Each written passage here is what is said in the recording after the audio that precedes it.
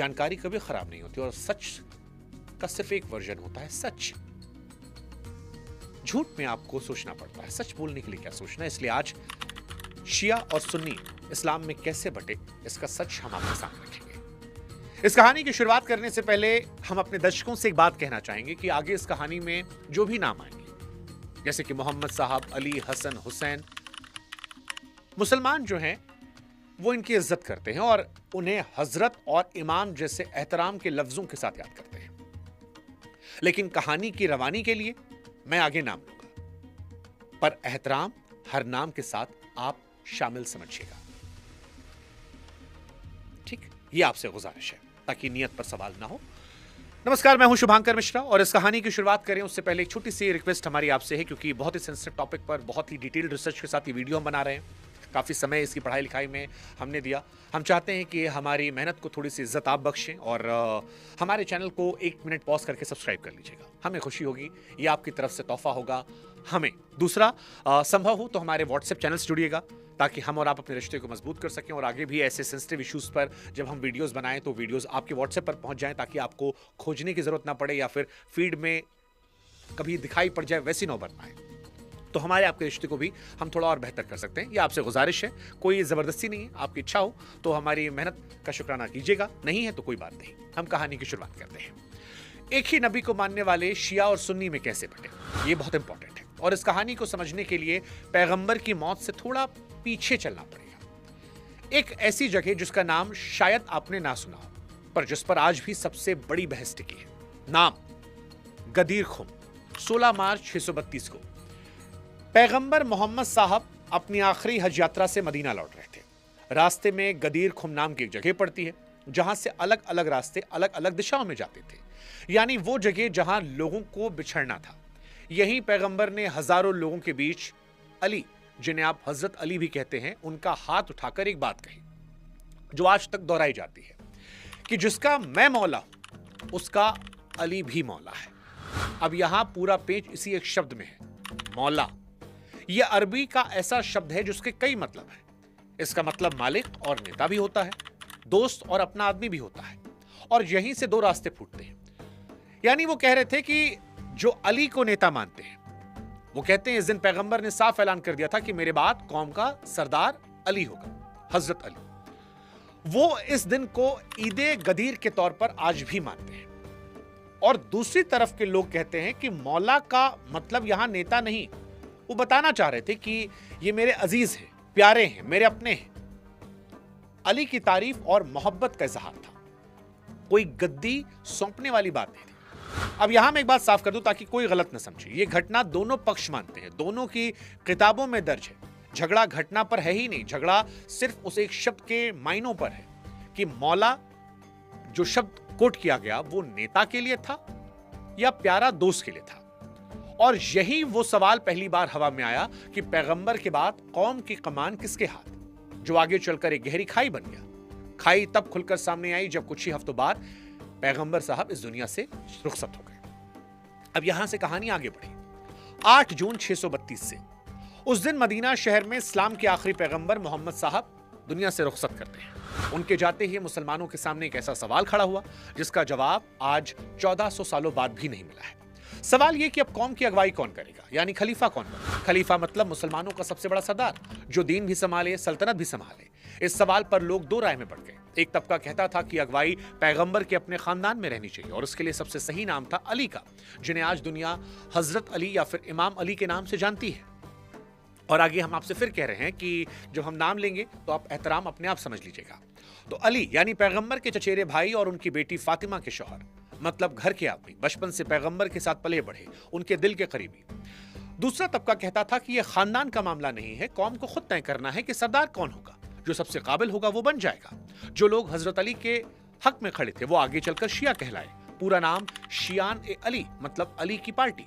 और जो कौम की पसंद वाली राह पर चले वो कहलाए सुन्नी, यानी पैगंबर की सुन्नत, उनके बताए तरीकों पर चलने वाले। आसान भाषा में समझें तो झगड़ा वही था जो आज भी हर दुकान, हर खेत, हर कंपनी में दिखता है। गद्दी घर के आदमी को मिले या उससे जो काबिल हो। उस वक्त जीत जो थी वो सुन्नी लोगों की। पहले खलीफा बने अबू बकर, उसके बाद बने उमर और तीसरे उस्मान।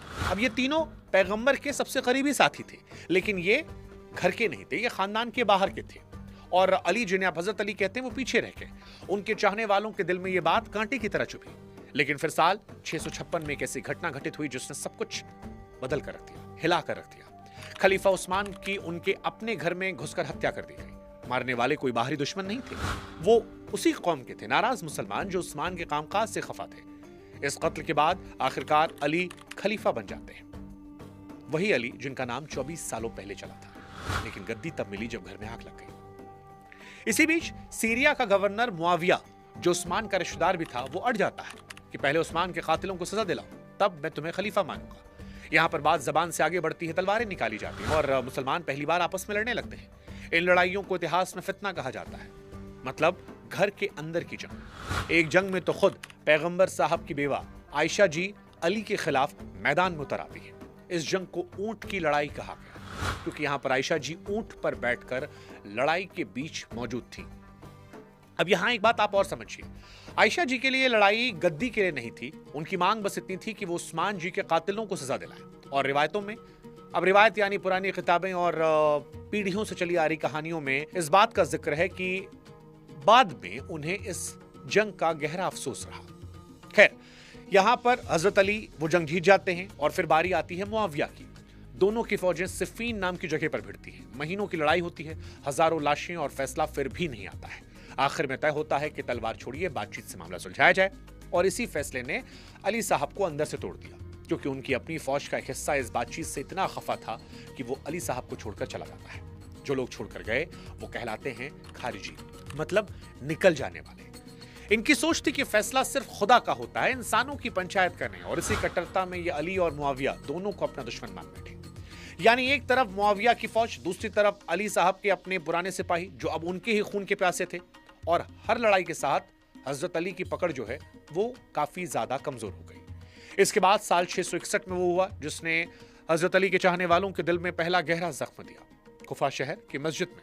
कुफा, जो लोग नहीं जानते उन्हें बता दें कि आज इराक का एक शहर है जो उस वक्त अली साहब की राजधानी था। और सुबह सुबह जब वो नमाज के लिए पहुंचते हैं तो वहीं पर एक हमलावर ने उन पर हमला कर दिया तलवार से। मारने वाला कोई और नहीं था, उन्हीं खारिजियों में से था जो कभी इनकी अपनी सेना में लड़ चुका था।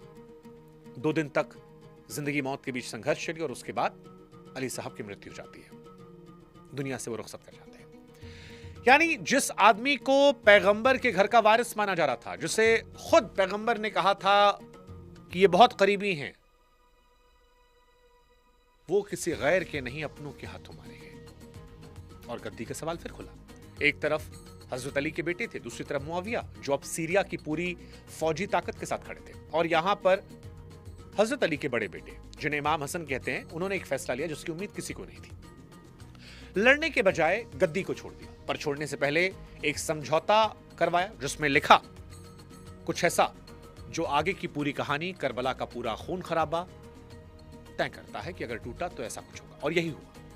अब सवाल है कि वो कौन सा वादा था जिसके टूटने से करबला की बुनियाद पड़ी। तो साल 661 था जिसमें हसन और मुआविया के बीच एक समझौता होता और पुरानी किताबों में इसकी शर्तें कुछ यूं दर्ज हैं।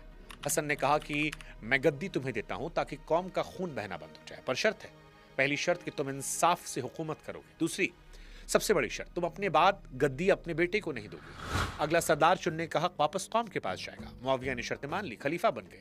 हसन सब कुछ छोड़कर मदीना वापस लौट आए। करीब 10 साल तक अमन रहा, लेकिन फिर साल 670 में हसन साहब की मौत हो जाती है। शिवा रिवायतों में कहते हैं कि उन्हें जहर दिया गया। हालांकि इतिहासकार जो है इस बात पर एक मत नहीं है। लेकिन इनके जाने के बाद पैगंबर के खानदान की अगुवाई उनके छोटे भाई के पास गई, जिन्हें आप इमाम हुसैन के नाम जानते हैं। वही हुसैन साहब जिन्हें दुनिया इमाम हुसैन के सामने बताया और जिनके नाम को लेकर आज भी मातम होता है। ये पैगंबर के नवासे यानी उनकी बेटी फातिमा जी के बेटे थे। अब कहते हैं कि पैगंबर साहब ने इन्हें कभी कंधों पर बिठाकर घुमाया था। लेकिन फिर साल 676 में मुआविया ने वही किया जो वादे के खिलाफ था। उसने ऐलान कर दिया कि मेरे बाद खलीफा मेरा बेटा यजीद बनेगा। ये चीज इस्लाम में पहले कभी नहीं हुई थी कि बाप के बाद बेटा। जो पगड़ी अब तक पंचायत बांधती थी वो उठाकर सीधे तख्त पर रख दी गई। खलीफा का ओहदा एक झटके में बादशाहत में तब्दील कर दिया गया। कई बड़े लोग इस फैसले के खिलाफ हो गए, उनमें सबसे बड़ा नाम इमाम हुसैन का था। अप्रैल 680 में मुआविया की मौत होती है और पुराने इतिहासकार लिखते हैं कि मरने से पहले अपने बेटे को उन्होंने समझाया था कि आप इन हुसैन से संभल कर पेश आना, इनका खून आप मत बहाना क्योंकि ये पैगंबर के नवासे हैं। पर यजीद जो गद्दी पर बैठे, उन्होंने गद्दी संभालते सबसे पहला काम यही किया, मदीना में पैगाम भेजा कि हुसैन से मेरी बैत ली जाए। अब बैत का मतलब होता है वफादारी कसम, हाथ पर हाथ रखकर कबूल करना कि तुम मेरे खलीफा हो। हुसैन साहब ने साफ मना कर दिया। उनकी नजर में यजीद ना इंसाफ वाला था, ना दीनदार। उसके शराब और अयाशी किस्से आए बाद में बहुत ज्यादा, हालांकि जो जिक्र है ये बाद की किताबों का है। लेकिन एक बात जो तय आती है कि शुरुआती इतिहास भी ये कहता है कि इनकी कौम में बहुत खास इज्जत नहीं थी। इमाम हुसैन की एक बात रिवायतों में बार बार आती है कि मुझ जैसा यजीद जैसे कि बैत नहीं कर सकता, और उसी रात हुसैन साहब अपने परिवार के साथ मदीना छोड़कर मक्का चले आते हैं। मक्का क्यों गए थे, इसकी भी एक कहानी है, क्योंकि मक्का के अंदर खून बहाना हराम माना जाता है और यहां पर वो पूर्णता महफूज थे। आप कहानी में वापस लौट कर आते कुफा, वो शहर जहां पर हजरत अली मारे गए थे और जहां हजरत अली के चाहने वाले घर घर में थे। कुफा के लोगों ने इमाम हुसैन को खत भेजने शुरू किए। रिवायतों के मुताबिक हजारों खत गए और सब में एक ही पुकार थी कि आप आइए, आप वापस आइए, हम यजीद से तंग आ चुके हैं, हम आपके लिए लड़ाई करेंगे। यहां पर हुसैन साहब ने सीधे हाँ नहीं की, पहले हालात जांचने के लिए अपने चचेरे भाई मुस्लिम इब्र अकील को कुफा भेजा। शुरुआत में अच्छी खबर आई, हजारों लोगों ने कहा कि इब्र के हाथ पर हुसैन के नाम की बैत कर ली गई है और इब्र ने खत लिखा कि आ जाइए, कुफा तैयार है। और यही वो खत था जिसने हुसैन को रेगिस्तान के रास्ते पर डाल दिया। मक्का में कई बड़े लोगों ने उन्हें समझाने की कोशिश की कि कुफा वालों ने आपके पिता को धोखा दिया, आपके भाई को धोखा दिया। किसी ने कहा कि जाना ही है तो आप प्लीज औरतों और बच्चों को साथ मत ले जाइए। लेकिन हुसैन साहब, जिन्हें आप इमाम हुसैन कहते हैं, वो रुके नहीं और सितंबर 680 में अपने परिवार और साथियों के साथ वो मक्का से निकल गए। कुल जमा 50 के आसपास लोग थे, जिनमें औरतें, छोटे बच्चे भी शामिल थे। जब वो जा रहे थे तो रास्ते में एक मशहूर शायर मिला जो कुफा से लौट रहा था, जिसका नाम था फरजदक। हुसैन साहब ने फरजदक से पूछा कि फरजदक, पीछे शहर का क्या हाल है? और फरजदक ने जवाब में वो लाइन कही जो इतिहास में अमर हो गई। उसने कहा कि लोगों के दिल आपके साथ है, लेकिन तलवारें यजीद के खानदान के साथ हैं। और ये एक लाइन आगे की पूरी कहानी का खुलासा थी। पर हुसैन साहब फिर भी आगे बढ़ते रहे। उधर कुफा में खेल पलट चुका था। यजीद ने वहां पर एक नया गवर्नर बिठाया, जिसका नाम था उबैदुल्लाह इब्न जियाद, जो अपनी बेरहमी के लिए बदनाम था। उसने शहर में ऐसा खौफ बैठाया कि जो गलियां हुसैन साहब के नाम से गूंजती थीं, वहां शाम ढलते ही किवाड़ बंद होने लगे और जो हजारों लोग बैत कर चुके थे वो एक एक करके अपने घरों में घुस गए। इब्र अकेले पड़ गए, पकड़े गए और इब्र को मार दिया गया। इमाम हुसैन को यह खबर रास्ते में मिल गई थी। साथियों ने हाथ जोड़कर कहा कि इमाम साहब आप लौट जाइए, कुफा मर चुका है। पर इमाम हुसैन ने रास्ता नहीं बदला और फिर रेगिस्तान के बीच एक फौजी टुकड़ी ने उनका रास्ता रोक लिया। अब यहां पर जिस टुकड़ी ने रास्ता रोका, इसके कमांडर का नाम भी आप याद रखिएगा। इस कमांडर का नाम था हुर, क्योंकि आगे यही हुर इस कहानी में वो करेगा जिसके बारे में उस वक्त कोई सोच भी नहीं सकता था। और यहीं से कहानी शुरू होती है करबला के उन 8 दिनों की, जिसको लेकर आपके मन में जिज्ञासा होगी कि हुआ क्या था। तो कहा जाता है कि हुर करीब 1000 साथियों के साथ इमाम हुसैन के रास्ते को रोकने आ गया और यहीं पुरानी किताबों में एक अजीब सा किस्सा मिलता है। हुर की फौज रेगिस्तान में प्यास से बेहाल थी, लेकिन इमाम हुसैन ने सामने दुश्मन बनकर खड़ी उस फौज को अपने काफिले का पानी पिलाया, आदमियों को भी, घोड़ों को भी। हुर ने इमाम हुसैन को न कुफा जाने दिया, न मदीना लौटने दिया, बस काफिले के साथ चलता रहा। और यहां पर एक बात जो शायद आपको ना पता हो, मुहर्रम का नाम आप बचपन सुनते आए हैं, पर मुहर्रम किसी गम या घटना का नाम नहीं है, ये महीने का नाम है। इस्लामी कैलेंडर का पहला महीना, जैसे हमारा चैत या सावन हिंदुओं में होता है, ऐसे ही मुसलमानों में होता है। गम तो इस महीने से आगे की तारीखों में जुड़ा। तो आखिर में मुहर्रम महीने की 2 तारीख को इमाम हुसैन का काफिला एक सूखे वीरान मैदान में रोक दिया गया। यहां पर नदी थी जिसका नाम था फुरात। फुरात नदी से थोड़ी दूर एक मैदान था जिसका नाम था करबला, और अगले ही दिन कुफा से असली फौज वहां पहुंच जाती है। इस फौज का कमांडर था उमर इब्न साद और इतिहासकारों के मुताबिक उसके पास करीब 4000 सिपाही थे। मतलब इमाम हुसैन के हर आदमी के सामने 55 से अधिक सिपाही। कई दिन बातचीत चली। इमाम हुसैन ने कहा कि आप मुझे लौट जाने दीजिए या किसी दूर सरहदी इलाके में चला जाने दीजिए, लेकिन गवर्नर इब्न जियाद की शर्त एक थी कि आप जो हमारा बादशाह है यजीद, उसकी बैत कर लीजिए, उसके बाद हम आपसे कोई बात करेंगे। फिर मुहर्रम की 7 तारीख को वो हुक्म आया जो इस पूरी कहानी का सबसे बेरहम हिस्सा है। इब्न जियाद ने फरमान भेजा कि इमाम हुसैन के कैंप को पानी बंद कर दो, एक बूंद पानी ना पहुंचे। फुरात नदी में बेशुमार पानी था, लेकिन पानी नहीं भेजा जा रहा था और नदी किनारे घुड़सवारों की फौज लगा दी गई। अब हालात समझिए, अक्टूबर का महीना, इराकी रेगिस्तान, तपती हुई जमीन और कैंप में सिर्फ जवान मर्द नहीं, औरतें, बूढ़े और बच्चे शामिल हैं। 3 दिन तक किसी को पानी की एक बूंद नहीं दी गई। अब आप सोचिए, हमारे आप के घर में एक दिन पानी ना आए तो क्या हालत होती है, और वहां 3 दिन तक ये रहा। और अगर आप पानी पीने जाएंगे तो तलवार वाला फौजी खड़ा है। अब यही वो जगह है जहां रेगिस्तान में इमाम हुसैन ने फौज के प्यासे सिपाहियों को पानी पिलाया था। उनका पानी बंद कर दिया गया। फिर मुहर्रम की 9वीं रात को फौज ने जंग की तैयारियां शुरू की और उसी रात इमाम हुसैन ने अपने साथियों को जमा करके वो बात कही जो इतिहास में दर्ज हुई। उन्होंने कहा, यह फौज सिर्फ मुझे मारना चाहती है, आप में से किसी पर इसका कोई जोर नहीं है। रात के अंधेरे में जिसे जाना है चला जाए, मैं बुरा नहीं मानूंगा। रिवायत यह है कि उन्होंने चिराग तक बुझाए ताकि जाने वालों को शर्मिंदगी ना हो, लेकिन जब रोशनी लौटी तो कोई भी गया नहीं। कुल मिलाकर वहां 72 लोग थे, जिसमें कई बूढ़े भी थे, और सबने कहा कि हम रहेंगे। फिर 10वीं मुहर्रम की सुबह यानी 10 अक्टूबर 680, जंग शुरू होने के ठीक पहले इस कहानी का सबसे हैरान करने वाला मोड़ आता है। वही हुर जिसने सबसे पहले इमाम हुसैन के रास्ते को रोका था, वो अपना घोड़ा यजीद की फौज से निकालकर इमाम हुसैन ने कैंप की तरफ ले आया। उसने सिर झुकाया, माफी मांगी। रिवायतें कहती हैं कि उसकी जबान पर ये लाइन आई थी कि जन्नत और जहन्नुम में मैं जन्नत को चुनता। जिस तरफ औदा और इनाम पक्का था, वो तरफ छोड़कर हुर शहादत के काफिले में आ मिला। और रिवायतों के मुताबिक उस दिन के पहले शहीदों में हुर ही था। जंग से पहले इमाम हुसैन खुद घोड़े पर बैठकर सामने वाली फौज के करीब आए और आखिरी बार पूछा कि क्या तुम ही ने मुझे खत लिखकर नहीं बुलाया था, और क्या मैं तुम्हारे नबी की बेटी का बेटा नहीं हूं? मेरा कसूर बताओ या मुझे लौट जाने दो। पुराने किस्सों में आता है कि फौज के कई लोग ये सुनकर रोने लगे, लेकिन कोई पाला बदल कर नहीं आया। और उसी सुबह इमाम हुसैन ने वो लाइन भी कही जो आज हर मजलिस में दोहराई जाती है कि जिल्लत की जिंदगी से इज्जत की मौत बेहतर है। पुराने दस्तूर के मुताबिक आमने सामने की लड़ाई हुई और फिर एक एक करके सबको मार डाला गया। फौज ने दस्तूर तोड़ दिया, तीरों की बारिश के साथ हमला बोला। कई वो बुजुर्ग भी मारे गए जो खुद पैगंबर के साथ बैठे थे। इमाम हुसैन का जवान बेटा अली अकबर भी मारा गया। कहते हैं उसकी शक्ल पैगंबर से मिलती थी और इमाम हुसैन उसे मैदान में जाते देखकर टूट गए थे। हसन का जवान बेटा कासिम भी उसी मैदान में मारा गया। वही कासिम जिनका जिक्र आज भी मजलिसों में आंसुओं के साथ आता है। अब यहाँ पर एक जो बहुत इंपॉर्टेंट बात है वो ये है कि जो नाम हम आपके सामने ले रहे हैं, जिनका नाम मुसलमान समाज बड़े एहतराम से लेता है, इमाम कहकर, हजरत कहकर, ये सब एक परिवार के लोग थे, पैगंबर के परिवार के। कोई बाप, कोई बेटा, कोई भाई, कोई भतीजा, और सब के सबको मार डाला। हुसैन साहब के भाई अब्बास जो काफिले का झंडा उठाते थे, शिया कथाओं में यह मंजूर यूं बयान होता है कि वो बच्चों के लिए पानी लाने नदी तक गए और मशक, जिसे पानी भरने की चमड़े की थैली कहते हैं, उसमें भर भी लिया। लौटते वक्त उनको भी घेर के मार दिया गया। पानी की वो मशक भी तीरों से छलनी हो गई। शिया रिवायतों में सबसे दर्दनाक जिक्र आता है 6 महीने के अली असगर का। इमाम हुसैन अपने सबसे छोटे बेटे को गोद में उठाकर फौज के सामने आए। कहा, इस बच्चे कोई कसूर नहीं है, कम से कम इसे तो पानी दो। और जवाब में एक तीर आया। सोचिए। खैर, दोपहर ढलते ढलते इमाम हुसैन अकेले बचे, थके, भूखे, प्यासे, जख्मों से चूर, और फिर उन पर चारों तरफ से हमला हुआ। उनके सिर को धड़ से अलग कर दिया गया। उनके सिर को धड़ से अलग करने वालों का अगर आपको नाम जानना है तो जो पुराने स्रोत हैं उसमें 2 नाम आते हैं, शिम्र और सिनान, और इतिहासकार इस पर अभी तक बटे हुए हैं।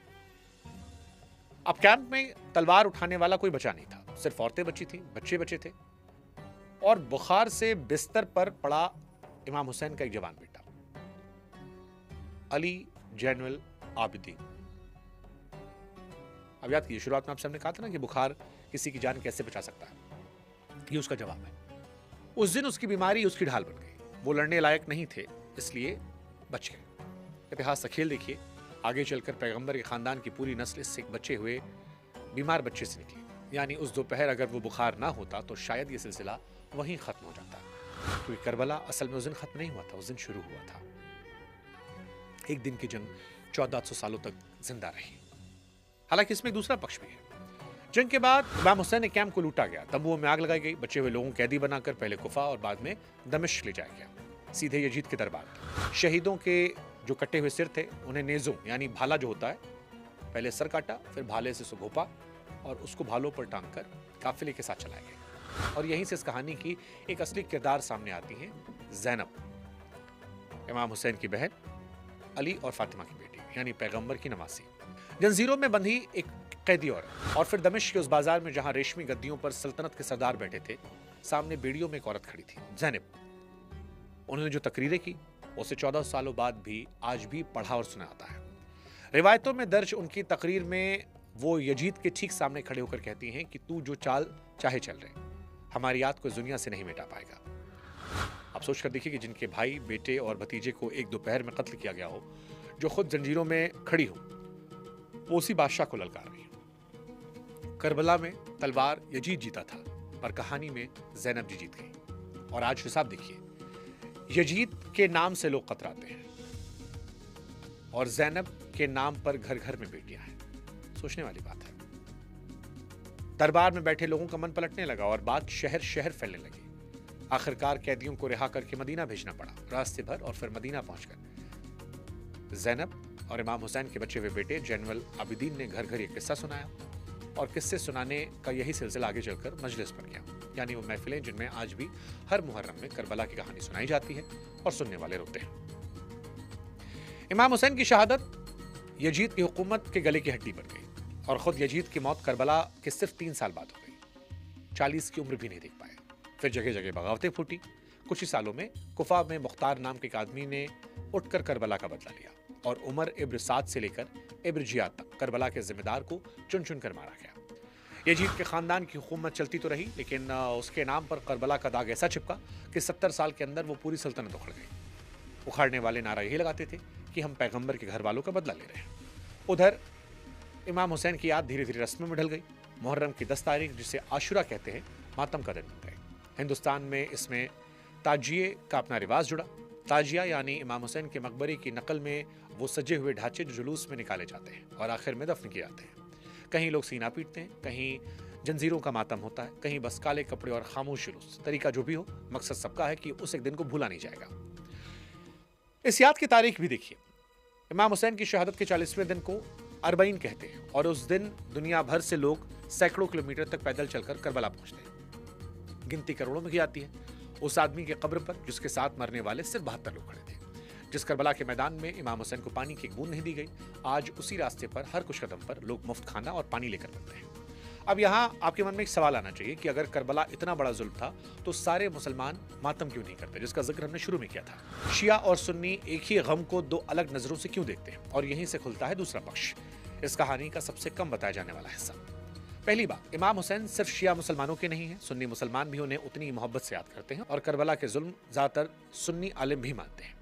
फर्क इस बात का है कि उस दिन को याद कैसे किया जाए। सुन्नी सोच में सीना पीटना और खुद को तकलीफ देना दीन के खिलाफ माना आता है, इसलिए बहुत सारे सुन्नी आशुरा के दिन मातम नहीं रोजा रखते हैं। यजीद पर भी राय बटी हुई है। कुछ सुन्नी आलिम यानी दीन के जानकार उन्हें खुलकर जालिम कहते हैं, तो कुछ कहते हैं कत्ल का सीधा हुक्म उन्होंने नहीं दिया था, ये उनके गवर्नर इब्न जियाद की करतूत थी और ये बहस 1400 सालों से जारी है। मुआविया को भी सुन्नियों की नज़र में विलन की तरह नहीं दिखाता। वो पैगंबर के साथियों में से थे और सुन्नी मानते हैं किसी साथी को बुरा कहना दीन में जायज़ नहीं। इसलिए बहुत सारे सुन्नी आलिम अली और मुआविया के झगड़े को सही बनाम गलत की लड़ाई से नहीं, बल्कि 2 नेक लोगों के बीच राय के फर्क को मानते हैं।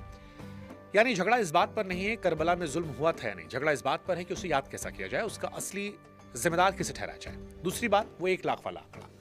पुराने और भरोसेमंद स्रोत जो हैं, जैसे अल तबरी की तारीख, जो इस्लामी इतिहास की सबसे पुरानी और बड़ी किताबों में गिनी आती है, उसमें यजीद की फौज को करीब 4000 बताया गया। बाद के सुन्नी इतिहासकार भी इब्न कसीर जैसे कमोबेश यही गिनती दोहराते हैं। 1 लाख वाली गिनती बाद के किस्सों में बढ़ते बढ़ते बनी और यही बात जंग के बारीक बातों पर भी लागू है।